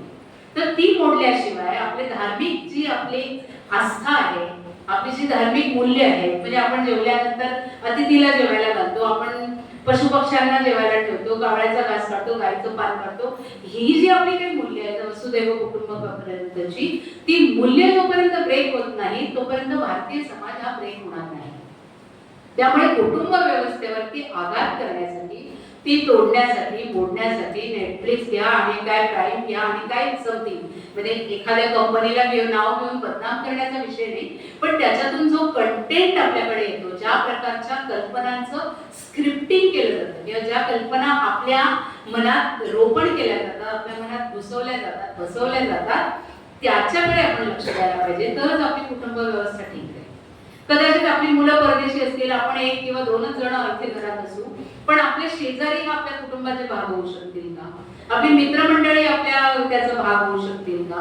कारण आज असं अनेक वेळेला दिसतं, आपण दूरच्या नातेवाईकांची भल्या मोठ्या गप्पा मारतो, का रे कसं आहे, तुझं बीपी काय म्हणतं, डायबिटीस काय म्हणतं, गोळ्या घेतोस ना, हात ठीक आहे ना, अमुक ना तमुक ना, मैत्रिणींची गप्पा मारतो, बहिणींची गप्पा मारतो. पण शेजारच्या ब्लॉकमध्ये आज काय गरज आहे? शेजारच्या ब्लॉकमध्ये त्यांना थोड्या आपल्या मदतीची काही गरज आहे का? ती आपण करू शकतो का? तिथे एखादे वृद्ध आजी आजोबा आहेत, त्यांना औषध आणून हवं असेल, भाजी आणून हवी असेल, ठीक आहे, ब्लिंकिट आणि बिग बास्केट सारखं आता घरी पण येतं आपल्या, पण असं काहीतरी त्यांना गरज असू शकेल. नुसतं 2 बरी वाक्य बोलण्याची सुद्धा आज गरज असू शकेल त्यांना, तिकडे आपलं लक्ष आहे का? आणि त्या अर्थाने आपण आपलं कुटुंब टिकवून ठेवतो का? तसा बदल आपण आपल्यात घडवतो का? हा पण एक विचारार्थ मुद्दा मला आपल्या सगळ्यांच्या समोर ठेवायचं आहे. एक आणि ह्या सगळ्या ग्लोबल कॉन्टेक्स्ट मध्ये झालेलं दिसतं ते आपलं निधर्मीकरण. म्हणजे धर्म मी पूजा पद्धतीच्या अर्थाने म्हणतच नाही, पण जी आपली जीवनशैली आहे तो आपला धर्म आहे. त्या आपल्याकडे भारतीय संस्कृतीमध्ये आपलं कर्तव्य हा आपला धर्म आहे. म्हणजे आई वडिलांप्रती, मुलांप्रती, पाहुण्यांप्रती, शेजाऱ्यांप्रती किंवा काही गुरांप्रती जे काही आपण करतो तो आपला धर्म आहे. तर त्या धर्माचं निधर्मीकरण होत आहे. मंदिरात जाणं वगैरे हे कमी होतच आहे, पूजा अर्चा कमी होत आहे, पण त्याच्यापेक्षा या मूल्यांचं जे निधर्मीकरण होत आहे त्याच्याबद्दल मला एक चिंता नक्की वाटते. आणि हा बाजारवाद जो आहे किंवा 1990-91 नंतर खुली झालेली बाजारपेठ, त्या बाजारपेठेने आणलेल्या संधी, त्या बाजारपेठेने आपल्यावरती थोपवलेली मूल्य, याच्यामुळे जे आपलं वस्तूकरण झालेलं आहे त्याच्यामध्ये एक सिनेमा तुम्ही सगळ्यांनी बघितला असेल, लापता लेडीज, बघितला ना? त्याच्यात एक वाक्य ते मला फार खटकलं, त्याच्यावर मी फेसबुकवरती लिहिलं पण होतं, कदाचित काही जणांनी वाचलं असेल. त्याच्यामध्ये ती प्लॅटफॉर्मवरती चहा विकणारी बाई आहे ना, ती त्या जी हरवलेली बाई असते, मुलगी असते, तिला सांगते, वैसे आजकल लड़कियों को या महिलाओं को खास करके मर्दों की कुछ जरूरत नहीं, असं एक वाक्य आहे त्याच्यामध्ये. आता ते वाक्य त्या बाईच्या अनुभवांच्या कॉन्टेक्स्ट मध्ये, त्या संदर्भामध्ये सत्य असेल. आपणही अनेक बायका आपण पाहतो की ज्या पती निधनानंतर किंवा ज्यांनी लग्न केलेलं नाहीये आणि कुटुंबाचा डोलारा सांभाळलाय, कुटुंबाला वर आणलंय, खूप मेहनतीने स्वतःचं करिअर घडवलंय, अशा अनेक बायका आपण पाहतो. त्यांना दरवेळी पुरुषांची साथ होतीच असं आपल्याला म्हणता येत नाही.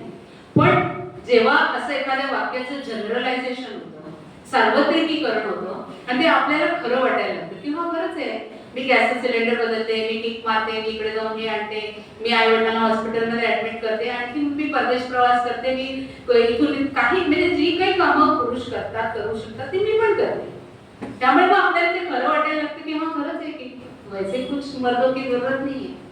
हा नॅरेटिव्हचा भाग. आणि जोपर्यंत स्त्री आणि पुरुषांचं साहचर्ययुक्त, समानतापूर्ण आणि एकमेकाच्या बद्दलचं सन्मानाचं आयुष्य जोपर्यंत घडत नाही, तोपर्यंत पुढचा समाज हा चांगला घडणार नाही. म्हणजे आपल्याकडे एक कल्पना आहे की आपण सगळे अपूर्णांक आहोत आणि आपले अपूर्णांक दुसरी व्यक्ती पूर्ण करते. 2 अपूर्णांक पती पत्नी किंवा आई वडील म्हणून जेव्हा एकत्र येतात तेव्हा तो पूर्णांक आपल्या पुढच्या पिढीला उत्तम रीतीने घडवण्याचं काम करत असते. त्यामुळे दोघांची आवश्यकता आहे. अर्धनारी नटेश्वरामध्ये तेच सांगितले आहे. पण त्याच्यामध्ये पुरुष तत्व, स्त्री तत्व कमी असेल, जास्त असेल, एखादा पुरुष हळवा असेल, एखादी स्त्री कणखर असेल, जे काही असेल, ते सगळी तत्व आज समाजाला आवश्यक आहे, समाजाच्या पोषणाला आवश्यक आहे. त्यामुळे अशी जी वाक्य असतात, निसटतं असतं एखादं वाक्य, खूप इफेक्टिव्हली मांडलेलं असतं, खूप पटेल अशा पद्धतीने कन्व्हिन्सिंगली मांडलेलं असतं, पण ते आपल्यावरती विचार करत, प्रभाव टाकत असतं. तसा अजून एक जो सिनेमा आहे तो ग्रेट इंडियन किचन, सगळ्यांनी बघितला असेल, कोणी बघितला असेल किंवा नसेल. तर त्याच्यामध्ये एक टिपिकल कुटुंब आहे की मुलगी स्वयंपाक करते, आणून वाढते, मग ते खातात आणि ते असं थोडंसं बरबटलेलं ताट तसंच टाकतात आणि ती कंटाळते की काय हे माझं आयुष्य, की मी सारखं त्याचं उष्ट खरकट काढते आणि भांडी धुते. आता हे आपण करत नाही का हो? सगळ्या बायका करतात. पण जेव्हा असं ते इतक्या मोठ्या पद्धतीने मांडलं जातं तेव्हा स्वाभाविकच ते बघणाऱ्या पिढीला स्वयंपाकघर त्यातली मूल्य जे आपण स्वभोज आधी आपण चर्चा केली त्याच्याबद्दलचा एक तिटकारा निर्माण होतो. मग ह्याला उपाय काय? उपाय आहेत की नाही? का फक्त बाईने स्वयंपाकघरात राबायचं आणि आता असं चालणार नाही, कारण बायका करिअरिस्ट आहेत. आपण बघितलं की ऑपरेशन सिंदूर पासून ते चांद्रयान मंगळयानापर्यंत बायकांचा संचार आहे. आज आपल्या देशामध्ये जेवढी पायलटची संख्या आहे ते जवळजवळ 18 ते 20% महिला पायलट आपल्या एकूण पायलटच्या संख्येमध्ये आहेत. तेवढी जगात कुठेच नाही. त्यामुळे अशा सगळ्या करिअर असलेल्या उच्च ठिकाणी काम करणाऱ्या महिलांना त्याच पारंपरिक जबाबदाऱ्यात आपल्याला अडकवून चालणार नाही आणि तशा प्रकारचा बदल आपण आपल्यात करतो का, तसे नॅरेटिव्ह आपण क्रिएट करतो का? एक उदाहरण मी मागच्या व्याख्यानात पण दिलं होतं, ते आवर्जून इथे देते. पुण्यामध्ये एक बाई आहे, त्या स्वयंपाक म्हणजे कुकिंगचे क्लासेस चालवतात आणि त्यांचं वैशिष्ट्य काय आहे तर ते कुकिंगचे क्लास फक्त पुरुषांसाठी चालवतात. बघा हसू आला की नाही? हा उत्तम नॅरेटिव्हचा विषय आहे. कारण त्या म्हणाल्या की जेव्हा मुलं परदेशात शिकायला जातात तेव्हा त्यांना करून खायचं असतं त्यांच्यासाठी, आणि मग त्यांनी अनुभव सांगितले की केवळ अशी मुलंच येतात किंवा आता बायको गेली आहे तर मला नाईलाजाने स्वयंपाक करायला लागतो म्हणून पुरुष शिकायला आले, असं नाही. तर अशी लोक येतात की आता 75वी आहे माझ्या बायकोची, तर तिच्या 75व्या वाढदिवसाला ना ती जसं सुग्रास जेवण करून मला तिने इतके वर्ष घातलं तसं जेवण करून मला तिला वाढायचं म्हणून मी शिकायला. हा नॅरेटिव्ह होऊ शकतो की नाही? तर असे पॉझिटिव्ह नॅरेटिव्ह क्रिएट करण्याची गरज आहे. तुम्ही घरी जरूर चहा करत असाल अनेक जण, त्याचं रील बनवून जरूर टाका त्या माध्यमांवरती की हा मी चहा केला मी बायकोला नेऊन केला. म्हणजे त्याची जाहिरात करण्यासाठी नाही, पण असे सकारात्मक बदल जे आपण घडवले आहेत ते आजच्या सगळ्या सामाजिक जे पटल आहे त्या पटलावर ना साहित्यात दिसतात. जोशी सर त्याच्यावरती मान्य करतील की बदललेला जो पुरुष आहे आजचा समाजातला, ते घरामध्ये मी समजा यांच्याकडे गेले आणि आम्ही दोघी गप्पा मारतोय तर घरातला पुरुष स्वाभाविकपणे पाणी आणून देतो, चहा करतो. हे अनेक घरांमध्ये दिसतं. जी दोघं राहत आहेत, IT सारख्या ठिकाणी करतायत कामं, ते मुलांची नॅपी बदलल्यापासून सगळी कामं पुरुष करतात. पण हे झालेले बदल आज सामाजिक पटलावर दिसत नाही आणि आपल्याला माध्यमातून काय दिसतं तर ते भरपूर दागिने जरीबरीच्या साड्या घालून कारस्थानं करणाऱ्या बायका दिसतात आपल्याला. आहोत का आपल्याला वेळ तरी आहे का असे कारस्थानं करायला की आपण इतकी कर्माने बिझी आहोत सगळ्या ह्याच्यामध्ये?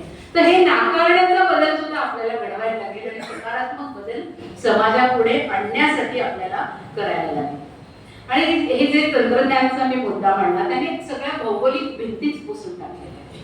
म्हणजे जेव्हा त्याच्यातून येणारी विभत्सता किंवा लैंगिकता जेव्हा आढळते तेव्हा मी संघटनांतर्फे अनेक वेळा मंत्र्यांना भेटतो, निवेदन देतो की असं करू नका, हे थांबवायला पाहिजे. तेव्हा मग असं उत्तर येतं आणि खरं येते की आपला जो IT ऍक्ट आहे, इन्फॉर्मेशन टेक्नॉलॉजी ऍक्ट, तर त्या ऍक्टच्या अंतर्गत हे येत नाही. याचं कारण काय तर त्यांचे सर्व्हर परदेशात आहेत. मग आता गेल्या वर्षी युनायटेड नेशन मध्ये मी गेले होते तर तिथे आम्ही हा एक मुद्दा लावून धरला आहे की अशासाठी म्हणजे G20 झालं, G7 झालं आणि काय एशिया परिषद झाली, एशिया पॅसिफिक झाली, तिथे व्यावसायिक करार होतात. मग असे सांस्कृतिक करार का होऊ नये? तर अशा प्रकारचे सांस्कृतिक करार व्हावेत आणि हे जे विभत्सता समाजात येते आणि समाजाचं स्खलन होते, मूल्य स्खलन होते, केवळ आपल्या हिंदू समाजाचं असं नाही मी म्हणते, सगळ्याच ठिकाणी होते. गेल्या वर्षीचा पुन्हा एक अनुभव देते. ज्या CSW 69 ला आम्ही गेलो होतो तिथे एक विषय या फोन कंटेंट वरचा होता आणि फोन कंटेंट वरती केवळ आपण भारतीय, आपण सांस्कृतिक दृष्ट्या उच्च याचे आहोत म्हणून चिंता करतो असं नाही.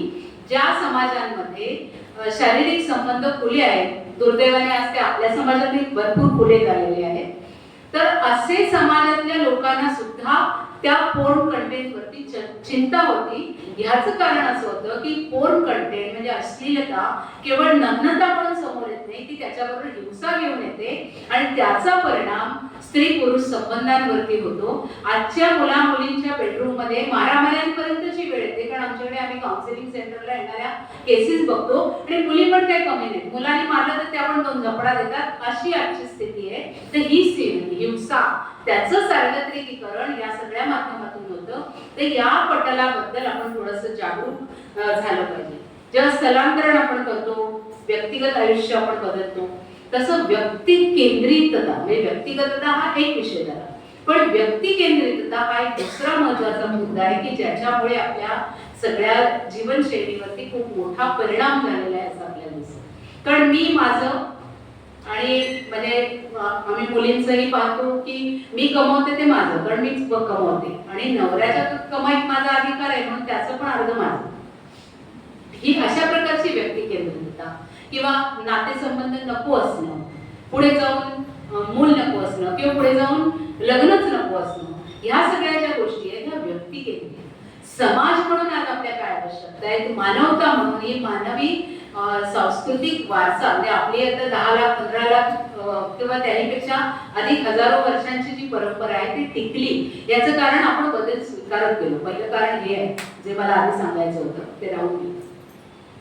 म्हणजे आपल्यातली कातळ शिल्प आपण सगळ्यांनी बघितली असतील, तर त्या कातळ शिल्पामध्ये एक शिल्प मी पाहिलं तर त्याच्यामध्ये डिलिव्हरिंग पोझिशन मधल्या स्त्रीचं ते चित्र आहे आणि ते जेव्हा संस्थात्मक डिलिव्हरी होत नव्हत्या म्हणजे हॉस्पिटलमध्ये, तेव्हा डिलिव्हरी स्त्रीची उभ्याने व्हायची आणि त्याच्या बाजूला मला फार आश्चर्य वाटलं की दुसरं जे चित्र आहे ते पुरुष आकृती आहे आणि एक मोठं काहीतरी जनावर तिथे घेऊन आणलेलं आहे. याचा अर्थ अपत्य जन्माचं कौतुक, अपत्य जन्माबद्दलचा सन्मान आणि अपत्य जन्माचं सेलिब्रेशन हे आपल्याकडे हजारो वर्षे. कारण या कातळ शिल्पांचं जे कार्बन डेटिंग झालेलं आहे तर त्याचा काळ जवळजवळ 10,000 12,000 वर्ष पूर्वीपर्यंतचा जातो. म्हणजे आपली संस्कृती हे मूल्य म्हणून आपल्याला देते आणि अन्य धर्माच्या ज्या काही कल्पना आहेत त्याच्यामध्ये मातृत्व ही शिक्षा आहे. म्हणजे ऍडम आणि ईवने नको असलेलं फळ खाल्लं त्यामुळे ऍडमला मोह झाला आणि त्यातून अपत्य जन्म झाला. त्यामुळे फर्स्ट सिनर कोण आहे तर ती ईव आहे, म्हणजे बाई ही पापिणी आहे. ती कल्पनाच आपल्या याच्यामध्ये नाहीये आणि आज जेव्हा आपण या सगळ्या कल्पनांचा आढावा घेतो तेव्हा ही जी काही मूल्य आहे ती पुढे आपल्याला संक्रमित करण्याची गरज आहे. वैश्वीकरणाने जशा वस्तूंची मुबलकता आणली तशी कल्पना, आयडिया, फॅशन, सिनेमा, मार्केटिंग आणि ज्याला प्लेजर गुड्स म्हणतात म्हणजे मग अत्तर असतील किंवा वेगवेगळे परफ्यूम असतील, सौंदर्य प्रसाधन असतील, यांची एक प्रचंड मोठी बाजारपेठ वाढली आणि आजच्या काळामध्ये ही बाजारपेठ केवळ अशा व्यक्तिगत उपयोगाच्या ठिकाणी न राहता जे जेंडर या विषयात मी काम करते आणि त्यामुळे मी घाबरवू इच्छित नाही, पण जी वास्तविकता आहे त्याच्याकडे आपण डोळसपणाने पाहावं म्हणून सांगते की जेंडर फ्लुइडिटी नावाचा जो आजचा काही विषय म्हणजे LGBTQ ची जी मुवमेंट चाललेली आहे, असं एखादं मूल आपल्या घरात जन्माला आलं असेल की ज्याचं शरीर बाईचं आहे पण भावना पुरुषाच्या आहे किंवा उलटून, तर ते नैसर्गिक आहे तर त्याचा स्वीकार आपल्याला करायला लागेल, करावा लागतो आणि अनेक घरं ती करतात.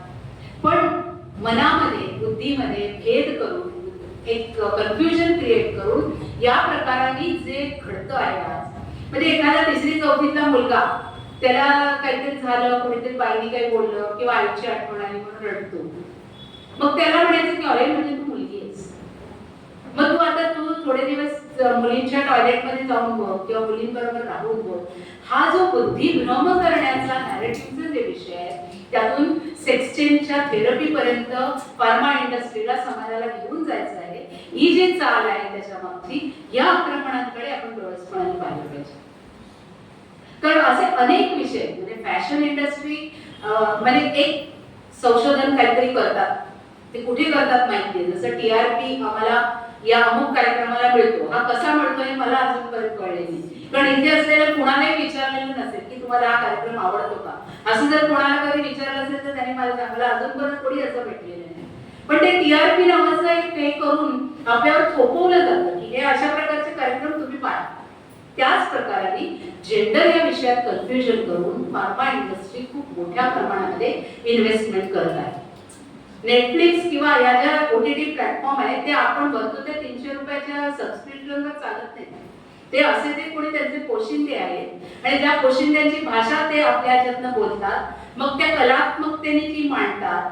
आज तुम्ही कोणतीही अशी OTT वरची सिरियल बघा, 4 जोडपी दाखवली असतील तर तुम्हाला 2 सेम सेक्स त्यातले कपल दिसतील. आज आहे का एवढं प्रमाण समाजामध्ये? म्हणजे अशा प्रकारचं म्हणजे माझं अजिबातच म्हणणं त्यांना क्रिमिनल ठरवा, जे आतापर्यंत आपल्याकडे क्रिमिनलायझेशन होतं ते सुप्रीम कोर्टाने काढून टाकलं, त्याचं स्वागतच आहे. जी नैसर्गिक ज्याची भावना आहे, म्हणजे आपल्याकडे मोहिनी रूपामध्ये आलेल्या विष्णूच्या कथा आहेत, गृहनड्याची कथा आहे. आपल्या समाजाने सर्व एक्सेप्शन्स जे आहेत, जे अपवाद आहेत, त्यांचा कायम स्वीकार केलेला आहे. तो स्वीकार अगदी सहर्ष नसेल, पण समाजामध्ये त्याला स्थान होतं, त्यांचा घरामध्ये स्वीकार होता, असं आपल्याकडे दिसतं. थोडंसं 19-20 त्याच्यामध्ये वर्तणुकीमध्ये झालं असेल, होतं, नाही अशातला भाग नाही. पण बुद्धिभेद करण्यासाठी ज्या गोष्टी चालतात त्याच्याकडे आपण लक्ष दिलं पाहिजे. दुसरं, आपल्या कुटुंब व्यवस्थेवरचं जे आव्हान आहे ते पैशाचं जे अतिरेकी आलेलं महत्व आहे, शारीरतेला अतिरेकी आलेलं महत्व आहे. हे पूर्वी आपलं घर आठवा, एक असं छोटा आरसा असायचा, त्याच्यात पुढे कंगवा ठेवायला, पावडर काय ठेवायला असं जागा असायची. म्हणजे आपल्या चेहऱ्याशिवाय आपल्याला काही फार शरीर आपलं दिसायचं नाही. आज घरोघरांमध्ये इतके मोठे आरसे असतात, मग ते 6 पॅक असेल, मग तुम्ही जिम मध्ये जाणं चांगलं आहे, तब्येत तुम्ही कमावली पाहिजे, पण शारीरिक भान आज आपलं खूप वाढलेलं आहे. आणि त्या भानामुळे मग फॅशन इंडस्ट्री त्याच्यावर चालते, मग ही सप्लिमेंटरी फूड किंवा ड्रग्ज जी आहेत ती त्याच्यावर चालतात. त्यामुळे असं दिसायला काय दिसतं की हा 6 पॅक मध्ये मर्दानी एकदम माझं शरीर कसं कमवलंय. आज महिलांमध्ये पण मग तीच चढावं दिसते. म्हणजे मी 50ची असेल तर मला डान्स पण आला पाहिजे, मला हे पण आलं पाहिजे, मला काठ पण मारता आली पाहिजे, मला इकडे नऊवारी दिसून मी मारत पाहिजे तरी काठ मारेन पण ती आली पाहिजे.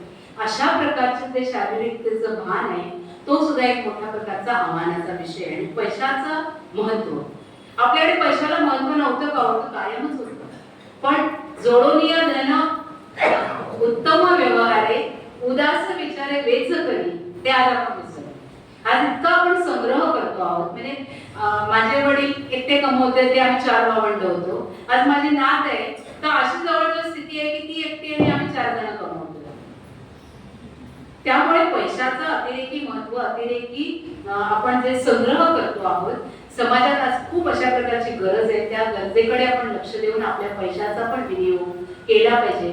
आणि केवळ आपलं आहे ते आपल्या मुलांनाच दिलं पाहिजे असं नाही. तर ते कमवणार काय किंवा त्यांना प्रेरणा तरी काय देणार आयुष्यामध्ये. आयुष्यामध्ये पुढे जायला प्रेरणा आणि थोडा अभाव याची खूप गरज आहे. आज सगळा आपल्याकडे प्रभाव आहे, वस्तूंचा, सुबत्तेचा, सगळ्याच गोष्टींचा, पुस्तकांचा, सगळ्यांचा इतका प्रभाव आहे, इतकी उपलब्धता आहे की अभावातून आपलं चरित्र, आपलं व्यक्तिमत्व घासून पुसून लखलखीत करावं ही प्रेरणा कमी होते. आणि त्या मनाने निम्न शहरातली, खेडेगावातली मुलं आज खूप चांगल्या पद्धतीने स्वतःला घडवताना दिसतात, तेव्हा खूप आनंद होतो. उपभोगवाद, चंगळवाद हा एक आणखी आनंद याचा असाच विषय आहे. आनंद तर जरूर घ्यावा, आपण पैसे कमवले त्यातनं पण आनंद घ्यायला पाहिजे, पण त्याच्यातली जी सीमारेषा आहे ती सीमारेषा कधी आपण क्रॉस करतो आहोत याच्याकडे पण आपल्याला लक्ष द्यायला पाहिजे. तंत्रज्ञानाचा वापर आणि गॅजेट्सचा अतिवापर ही पण एक आजच्या आपल्या कुटुंबासमोरची समस्या आहे. प्रत्येक व्यक्ती आर्थिक सुबत्ता आहे, मग आपण 4 खोल्यांचं घर घेतलं, मग मुलाला त्याची खोली आहे, आईवडिलांना खोली आहे, आजी आजोबा असेल तर अजून एक खोलीचं घर घेतलेलं आहे. तर प्रत्येक जण आपल्या आपल्या खोलीत आहे, प्रत्येकाचा फोन आहे, म्हणजे तो डिजिटल फोन आहे, प्रत्येकाचा टॅब आहे, कम्प्युटर आहे. त्यामुळे या तंत्रज्ञानाच्या द्वारे काय घरामध्ये येतं आहे हे याच्याकडे पण आपल्याला थोडं लक्ष द्यायची गरज आहे. मुलगा मुलगी त्यांना आवडत नाही, आपण त्यांच्या फोनला हात लावला तर त्याच्यावरनं घरामध्ये एकदम महाभारत घडतं की माझ्या फोनला हात लावला. तर ह्या ज्या गोष्टी आहेत त्याच्याबद्दल आपल्याला चिंता केली पाहिजे.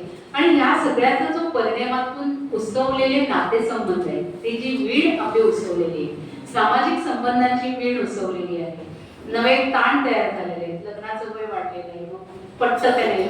पूर्वी सासू हा फॅक्टर असायचा, आज सासू हा फॅक्टरच नाही मुलांच्या याच्यामध्ये. त्या मुलाचं मुलीचं जमेल की नाही, बघ तुमचं जमवून घ्या एवढंच बास आहे आम्हाला, असं सांगते आई वडील आपण म्हणतो.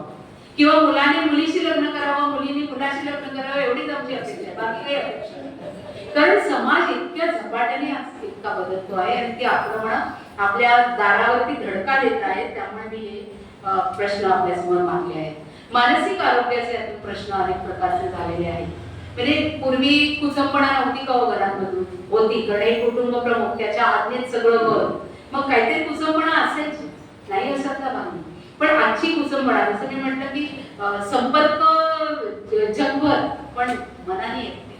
मग त्यातून होणाऱ्या आत्महत्या, पुरुषांच्या आत्महत्या विशेषतः जास्त प्रमाणात होतात, कारण त्यांना आपण शिकवले नसतं की तुमच्या भावना व्यक्त करा, बोलून दाखवा, तुम्ही मैत्री करा चांगली, असं आपण फार कमी शिकवतो मुलांना. त्यामुळे ह्या घडणाऱ्या ज्या गोष्टी आहेत आणि मानसिक प्रश्न जे आहेत आरोग्याचे ते मोठे आहेत. विविध कुटुंब म्हणजे एकत्र कुटुंबातनं आपण विभक्तकडे आलो आणि आता एकल कुटुंबाकडे आपली चाललेली वाटचाल आहे ती फार झपाट्याने होते आहे. आपल्याला त्याला मग असा रंग देता येईल का की कुटुंब आपलं नीट ठेवणं हे पण एक प्रकारचं सोशल करिअर आहे. म्हणजे आपण करिअरचा म्हणजे अभ्यासाचा विचार करतो, नोकरीचा, त्याच्या पॅकेजेसचा विचार करतो, पण एक सोशल करिअर म्हणून कुटुंबाचा विचार आपल्याला करण्याची गरज आहे. उपभोग वादातून मग फ्रेंडशिप डेला काहीतरी गुलाबाचं फूल अमक देण्याच्या ऐवजी आपण कृष्ण सुदामाची मैत्री, कृष्ण आणि राधेची मैत्री अशा प्रकारचे काही नॅरेटिव्ह जर आपण क्रिएट करू शकलो तर मला वाटतं हे आजच्या काळाची गरज आहे. बदल हा होत राहणार आहे, बदल कधी थांबणार नाही आणि नित्य नूतन चिरपुरातन अशी आपली संस्कृती आहे. त्या संस्कृतीने कायमच नूतनतेचा स्वीकार केलेला आहे, पण चिरपुरातन अशी आपली जी जीवन मूल्य आहे, जी आपल्या दर्शन शास्त्रात किंवा फिलॉसॉफीमध्ये आपल्या तत्वज्ञानाने सांगितलेली आहे, ती आपण जीवन व्यवहाराच्या रूपाने, जीवन मूल्यांच्या रूपाने आतापर्यंत हजारो वर्ष संक्रमित करत आलेलो आहोत. ती पुढे करण्याची जबाबदारी आपल्या सर्वांची आहे आणि आपल्या पुढच्या पिढीने ते अजून पुढे म्हणजे तो जी पॅटर्न या हातातून त्या हातात जसे ग्राउंडवरती घेऊन आपण ती मशाल घेऊन फिरतो तशी ही संस्कृतीची पॅटर्न, संस्कृतीची मशाल, आपल्या मूल्यांची मशाल आपण पुढे करणं, बदलाला न घाबरता बदलांचा स्वीकारही करणं आणि कोणते बदल नाकारायचे ह्याचा निर्णय करणं, आवश्यक बदल घडवणं, नॅरेटिव्हच्या आजच्या युद्धाला स्वतःला तयार करणं, त्याच्या विरोधी आपण आपली मांडणी करणं, आग्रहाने मांडणी करणं, हे सगळं आपण केलं तर मग जी जीवनशैलीवरची आक्रमण आहे त्यांना आपल्याला घाबरून जायचं कारण नाही. ती आपण बघू, डोळसपणाने बघू, त्या योग्य ते स्वीकारू, योग्य ते बदल करू आणि पुढे जाऊ. असं सगळं करण्यासाठी आपल्या सगळ्यांना मी मनोमन शुभेच्छा देते. मला माझे विचार मंडळ इथे बोलवल्याबद्दल पुन्हा एकदा आभार मानते. धन्यवाद. नमस्कार.